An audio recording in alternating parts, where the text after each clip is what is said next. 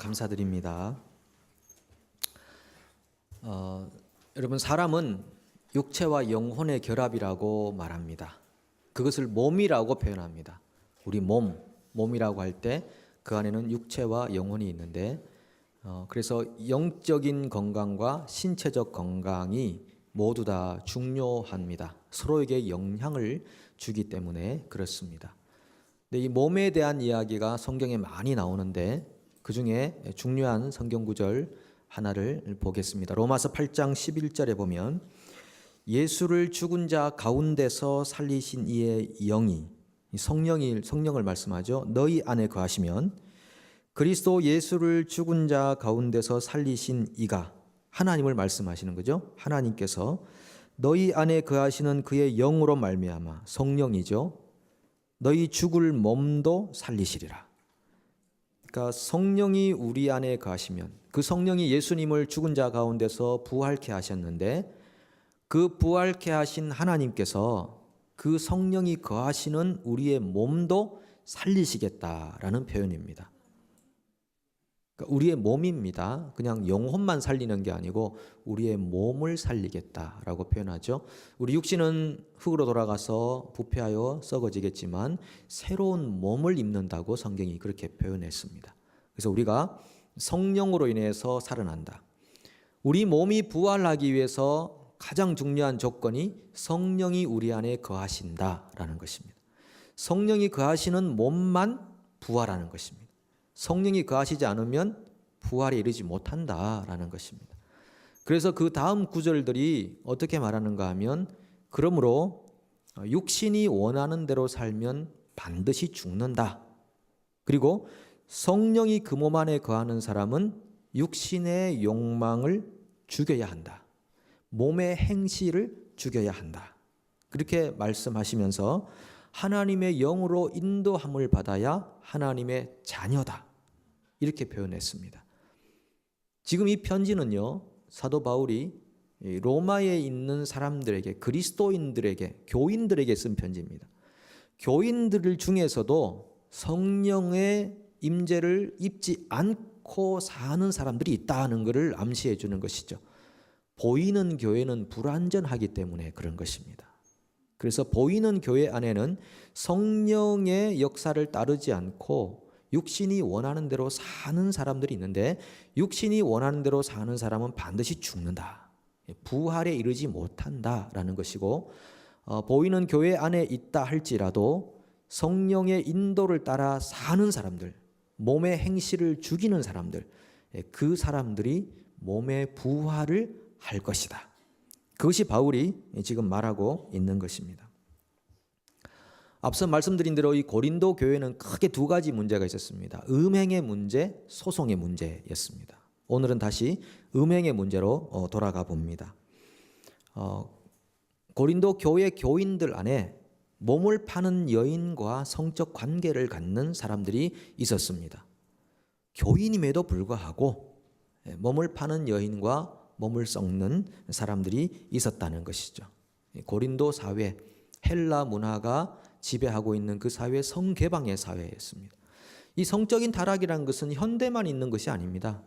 여러분 아시다시피 소돔과 고모라라는 그 아브라함 시대 때에도 이미 이 성개방과 잘못된 성개념이 얼마나 세상을 힘들게 했습니까?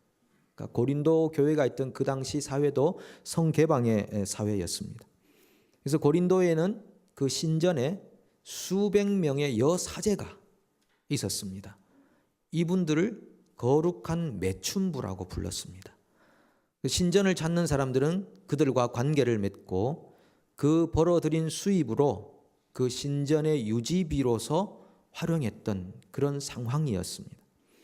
그 특별히 아덴이라는 도시에는 공창제도가 처음 시작이 되었다고 합니다.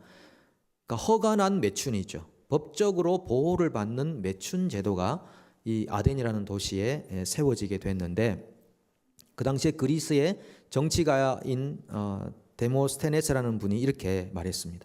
그 당시 남자들의 성적 타락에 대해서 묘사하는데, 그 당시 남자들은 3명의 여자와 산다.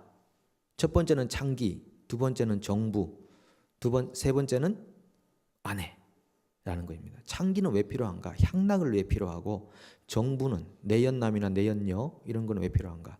육체의 어떤 욕망을 즐기기 위해서 필요하고, 아내는 왜 필요한가? 자식 낳기 위해서, 그리고 가정주부로 활동하기 위해서 필요하다. 그 당시 그것이 만연되어 있었습니다. 그런데 문제는 교인들 중에도 이런 문화적 영향을 받아서 다른 아내가 아닌 여인들과 관계를 맺는 것을 당연하게 생각하고 합리화시켰던 그런 죄악들이 고린도 교회 안에 있었던 겁니다. 그래서 그런 시대에 뭐 성적 순결을 지킨다든지 뭐 일부 일처 이런 말들은 아주 시대 도태적인 그런 말에 불과했습니다. 성적인 문란함이 고린도 교회 안에도 버젓이 행해지고 있었다. 그래서 바울이 강력하게 이렇게 말합니다. 15절부터 보시면 너희 몸이 그리스도의 지체인 줄 알지 못하느냐? 내가 그리스도의 지체를 가지고 창녀의 지체를 만들겠느냐? 결코 그럴 수 없느니라. 창녀와 합하는 자는 그와 한 몸인 줄 알지 못하느냐? 음행을 피하라. 음행하는 자는 자기 몸에 죄를 범하느니라. 결국 음행이라는 것은 자해 행위라고 하는 것이죠. 우리 몸이 그리스도의 지체가 되었는데 어찌 우리의 몸을 음란하는 곳에 둠으로써 우리의 머리이신 예수님을 욕되게 할 수 있느냐? 강력한 어떤 경고의 말씀을 전하고 있는 것입니다. 요즘 시대를 성혁명의 시대라고 말합니다. 그러니까 기존의 성 개념, 아주 전통적이고 보수적인 성 개념은 다 이미 옛 시대의 유물이다. 그건 성경이 사람들을 가둬 놓은 사고다. 그래서 거기서 해방돼야 된다라고 생각합니다. 그렇지 않으면 이 시대의 문화를 이해하지 못하는 사람이고 인간 이해가 부족한 사람들이다라고 생각하는 것입니다. 이 시대가 그렇습니다. 그러다 보니까 결혼이라는 제도 안에서의 성관계는 그냥 기독교가 강요해 놓은 틀이기 때문에 그것에부터 자유해야 된다. 해방을 얻어야 된다. 라고 하는 거대한 문화적 트렌드가 지금 전 세계를 뒤덮고 있습니다. 그러다 보니까 어디까지 갑니까? 성적 평등에 이르게 되는 것입니다. 남녀라는 성구분 자체도 그거는 시대가 만들어 놓고 사람이 만들어 놓은 개념이 아니냐. 처음부터 남녀 평등을 이루기 위해서는 성적 구별부터 없애야 된다. 그래서 여러분 동성애를 합법화해야 된다는 그런 말들이 나오는 겁니다. 예. 메인스트림, 젠더 메인스트림, 성주류화라고 하면서 양성평등을 이루기 위해서는 굳이 여성의 어떤 그 권위를 신장시키기보다도 처음부터 성적 구별을 없애줘야 된다. 그래야 성적 평등이 이루어진다라고 생각을 하는 것이 이 시대의 문화입니다. 그런 것에 교회도 엄청난 영향을 받아서 성경적 가치관들을 잃어버리는 것이죠. 이 거대한 물결이 쓰나미처럼 몰려오기 때문에 깨어있지 않으면 휩쓸려 버리는 것입니다. 지난 주간에 어떤 집사님께서 참 좋은 강의를 하시는 분이 있다고 해서 제가 누군지 여쭤보고 유튜브 동영상으로 좀 그분의 강의, 이 문화 강의를 좀 들었는데 울산대 이정훈 교수라는 분입니다. 그분의 강의를 조금 들어보니까요. 이분이 원래는 독실한 불자였습니다.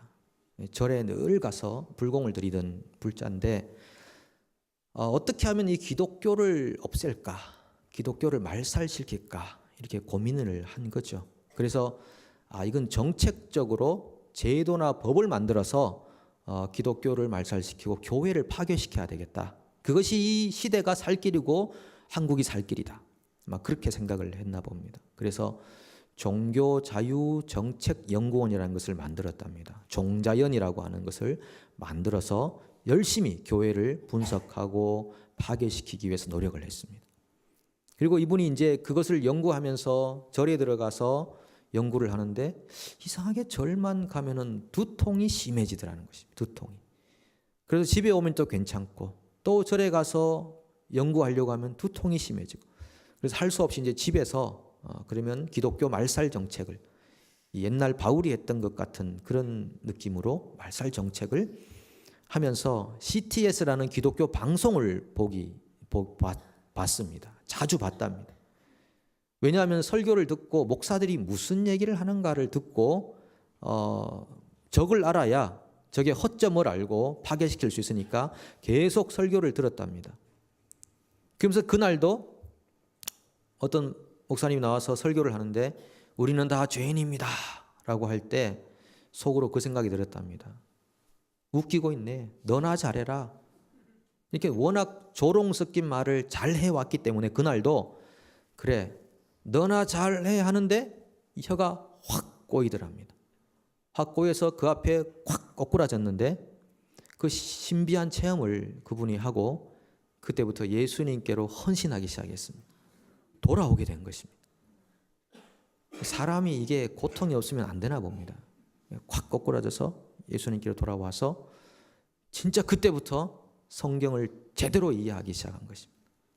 이분이 이 문화 연구를 많이 하고 철학을 전공했는데 막 그 강의하면서도 이 하나님의 영광과 그 교회의 하나님의 그 능력을 얘기할 때는 막 웁니다. 그 하나님의 존재와 하나님의 통치와 이 세대가 하나님을 거슬러 가고 있는 이 무시무시한 거대한 반역 앞에서 하나님의 그 어미하심들을 보면서 우는 것입니다. 하나님의 그 사랑 앞에서 우는 것입니다. 그런 이제 얘기를 하고 있었는데 이분의 강의에 의하면은 우리가 지금 말하고 있는 이 성해방, 자유해라. 우리 육신이 요구하는 대로 살아라. 왜 그 구속에 되어 있느냐라고 하는 성해방, 미국의 히피 문화라든지 한국에서 벌어지고 있는 학생 인권 조례라고 하는 이 모든 것의 출발이 어디냐 하면은 68 혁명이라고 합니다. 68 혁명은 프랑스에서 1968년에 있었던 대학생 주도의 혁명이라고 합니다. 그 대학생 주도의 혁명의 구호가 뭐냐 하면 금지된 것을 금지하라. 그리고 구속 없는 삶을 즐겨라. 혁명을 생각할 때는 섹스가 떠오른다. 이런 구호들을 이 대학생들이 외치면서 금지된 거 딱 금지해. 이렇게 말합니다. 그리고 모든 것을 해체시켜버립니다. 탈권위적인 권위 해체주의로 나가고, 그 선생님들이 요즘 학교에서 여러분 대우 못 받습니다. 얼마 전에도 중국에도 보니까 학생들이 선생님을 막 때립니다. 선생님들이 말을 못합니다. 맞고 있습니다. 한국에서도 많이 벌어지고 있는 현상들이죠. 그리고 성적 제한, 묶어놓은 그런 구속에서부터 풀어주고 해방과 자유를 느끼면서 네 육체가 원하는 대로 삶을 살아라. 그런 거대한 흐름이 68 혁명에서 시작되어 가지고 전 세계를 지금 휩쓸고 있습니다. 그런데 그 68 혁명의 주체자들이, 그 당시에 운동했던 대학생들이 지금 현재 유엔을 다 장악하고 있다는 것입니다. 그래서 왜 유엔도 그렇고 전 세계가 이런 성개방과 동성애를 주장하는가?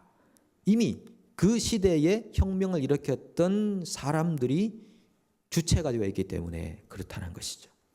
그래서 전 세계가 그런 몸살을 앓고 있는 것입니다. 그런데 그 이후부터 68년 이후부터 이런 금지된 것을 금지하라고 했던 혁명이 일어나면서 유럽에 있는 수많은 교회의 젊은이들이 교회를 떠나기 시작했습니다. 교회에 있을 필요가 없습니다. 교회가 너무 사람을 구속시켜 놨습니다. 노동력 착취를 하고 있다고 생각한 것입니다. 그래서 젊은이들이 교회를 떠납니다. 떠나서 살아보니까 너무 좋습니다. 왜? 우리 죄성이 원하는 것과 그 혁명이 말하는 것이 딱 맞아 떨어지거든. 그래서 그 삶으로 급속하게 타락의 길로 걸어가 버린 것입니다.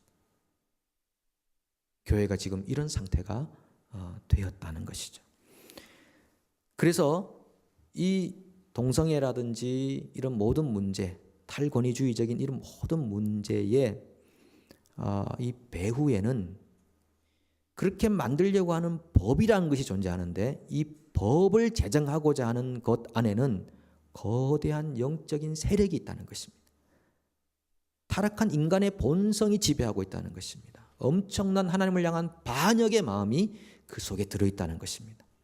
그래서 법을 제정할 때는 정말 교회가 사실은 신중하게 기도하고 동참하고 헌신해서 그 법 제정들을 막아주어야 하는데 이미 뉴질랜드는 동성애 합법화가 이루어진 그런 나라입니다.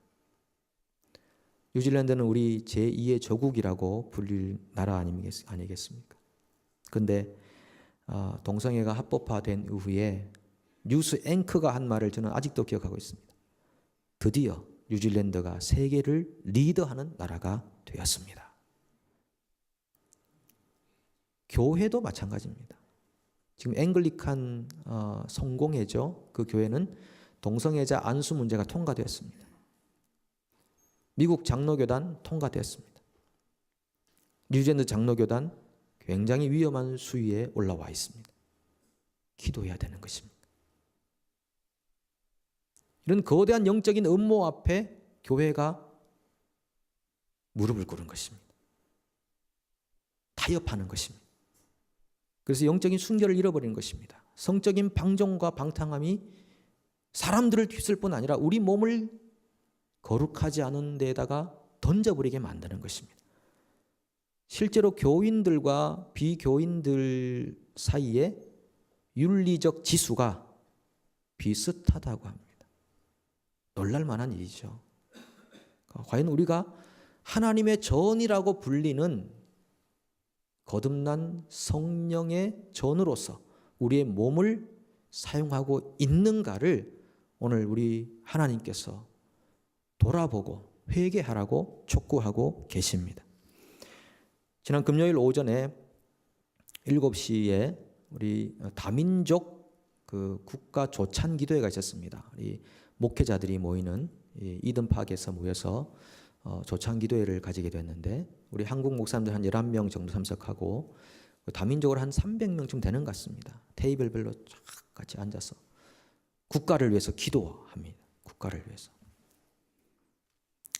근데 기도하는데 마지막에 내셔널 앤섬 애국가를 제창하는데 정말 그 가사를 여러분 아시지 않습니까? 가사를 보면 정말 눈물 나는 가사입니다. 예. 처음에 어떻게 시작합니까? God of nation at thy feet으로 시작하잖아요. 그리고 제일 마지막에 God defend New Zealand. 하나님, 뉴질랜드를 보호하여 주시옵소서. 보호하여 주시옵소서. 여러분 이런 가사가 들어가 있는 애국가가 그렇게 많지 않을 것 같은데요. 처음에 나라가 시작할 때 얼마나 하나님 앞에 국가를 바치기 위한 우리 이 땅의 선조들의 헌신과 노력이 있었습니까? 눈물이 나더라고요. 하나님, 이 뉴질랜드를 보호하여 주시옵소서. 이 땅이 하나님의 땅입니다. 이 나라와 민족이 주님의 것입니다. 영광과 존귀와 금과 은과 모든 것이 하나님의 것입니다. 그런 고백이 들어가 있는 이 애국가, 얼마나 감동스러운 순간이었는지 모릅니다. 그런데 제가 아까 말씀드린 이정은 교수라는 분의 강의에 그 말미에 어떤 내용이 있는가 하면 이런 성적 타락에 대한 얘기를 하면서 이렇게 말합니다. 세상에는 이런 나라도 있습니다 라고 하면서 그 말미에 뉴질랜드 국회 모습을 보여줍니다. 국회에서 어떤 한 국회의원이 나와서 하나님을 조롱하는 이야기들을 합니다. 성경을 조롱하는 이야기를 합니다. 그러니까 동성애를 반대하는 사람을 흉내내면서 이렇게 말합니다. 하나님은 동성애를 원치 않습니다. 성경은 그것을 반대하고 있습니다. 그 동성애 때문에 이 땅에 물난리가 생겼습니다. 그리고 저희 집 앞에 무지개가 떴는데 이것은 동성애 하지 말라는 계시입니다. 동성애를 계속하면 우리가 심판을 받을 것입니다. 이렇게 흉내내면서 얘기할 때 국회의원들은 깔깔대며 웃었습니다. 그 짧은 영상을 보여주고 이종훈 교수가 말합니다. 도대체 뉴질랜드에는 크리스찬이 없습니까? 하나님이 조롱을 받고 교회가 멸시를 당하고 하나님 말씀이 저렇게 사람들에게 우스갯거리가 되어 있는데 왜 뉴질랜드에 있는 크리스찬들은 가만히 있습니까? 이렇게 말할 때 얼마나 부끄러웠는지 모릅니다. 우리도 모르는 사이에 이 세상이 그렇게 법제화되어 버렸습니다. 이런 거대한 영적인 음모가 틈타오는데도 우리 크리스찬들마저도 나도 괜찮아. 그 사람들 소수자들이 그냥 좋아서 하는 것뿐이지 라고 방치해 두었던 그런 일들이 결국은 우리 세대에 영향을 미치고 우리 자녀들 세대에 깊숙한 영향을 미치는 그런 세력 앞에 무릎을 꿇는 일이 되어버렸다라는 것입니다. 애국가 안에서 감동이 있는가 하면 그 감동과 오버랩되면서 그 영상 안에서 말하고 있는 뉴질랜드 국회의 타락한 모습을 보면서 정말 뉴질랜드가 울 때라고 생각했습니다. 뉴질랜드가 울 때라고 생각했습니다. 뉴질랜드가 신음해야 합니다. 이 땅의 황무함을 보고 이 땅의 죄악을 용서하소서 하나님께 간절히 부르짖어야 할 때입니다. 요즘 여러분 이 인터넷상에 음란물이 얼마나 많이 올라와 있습니까? 조금만 잘못 클릭해도 막 여러 동영상으로 번져나갑니다. 그런 음란물에 중독된 사람들도 많이 있다고 합니다. 하루라도 그 음란물을 보지 않으면 잠이 안 오는 그런 분들도 많이 있는 것이죠. 여러분은 어떻습니까? 여러분의 몸을 어디에다가 드리고 계십니까? 우리는 이 음란의 문화 속에 24시간 노출되어 있습니다. 지금도 당장 5초, 10초 내에 우리는 음란물 안으로 깊숙이 들어갈 수가 있습니다. 바울이 말합니다. 우리는 성령의 전이다. 성령께서 우리 몸 안에 계시는데 어떻게 창녀와 몸을 합하며 음란의 도구로 우리 몸을 내어줄 수가 있는가? 너희는 값으로 산 사람이 되었다. 그 말은 뭡니까? 우리의 주인이 누구냐 하는 것입니다. 우리의 주인은 우리 자신이 아니고 우리를 값으로 사내신 하나님이라는 것입니다. 하나님이 우리의 몸의 주인이라는 것입니다. 그 몸의 주인의 영광을 위해 살아야 할 우리 몸을 왜 하나님이 원하지 않는, 주인이 원하시지 않는 데에다가 몸을 던지며 사느냐라고 하는 따끔한 질책의 말씀인 것입니다. 여러분, 우리가 교회를 은혜의 공동체라고 말합니다. 은혜. 여러분, 이 은혜는 백지 은혜를 말하는 것이 아닙니다. 마치 백지 수표를 써주듯이 자, 원하는 대로 써. 자, 이 은혜를 줄 테니까 언제든지 사용해. 그 죄 지은 거 은혜로 덮고 죄 지은 거 은혜로 갚고 그렇게 하라고 은혜를 주신 것이 아니라는 것을 명심해야 됩니다. 고린도후서 6장 1절에 보면 우리가 하나님과 함께 일하는 자로서 너희를 권하노니 하나님의 은혜를 헛되이 받지 말라. 하나님의 은혜를 헛되이 사용하고 이용해 먹는 사람들이 얼마나 많이 있습니까? 죄를 지었습니다. 은혜로 갚아주십시오. 은혜로 덮어주십시오. 또 이번 주간 죄를 지을 테니 또 은혜로 덮어주실 줄로 믿습니다. 이러고 은혜를 자꾸 백지수표처럼 사용하는 것은 은혜를 헛되이 받는 것입니다. 그렇다면 이 은혜는 어떤 의미가 있는가? 우리 성경 구절을 한번 봅니다. 디도서 2장 11절로 12절입니다. 같이 한번 읽어보겠습니다. 모든 사람에게 구원을 주시는 하나님의 은혜가 나타나 우리를 양육하시되 경건치 않은 것과 이 세상 정욕을 다 버리고 근신함과 의로움과 경건함으로 이 세상에 살고. 자, 구절을 띄워놔 보십시오.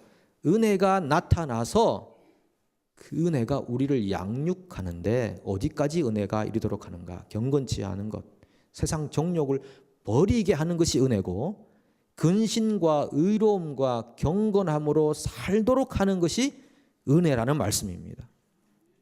은혜니까 무조건 다 덮어주고 갚아주고 다 그냥 무조건 용서해준다. 또 은혜를 사용해라.